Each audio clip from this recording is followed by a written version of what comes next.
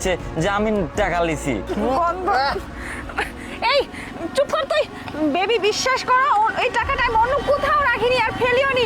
এই টাকাটা এখানেই ছিল, এখানেই আমি মলাটা ফেলছি, অন্য কোথাও ফেলিনি। বিশ্বাস করো, মিথ্যা কথা বলতেছে। চুপ করো তুমি। তুমি টাকাটা কোথায় রাখছো না রাখছো তা না করে এখন টুকায়ের দোষ দিচ্ছ না।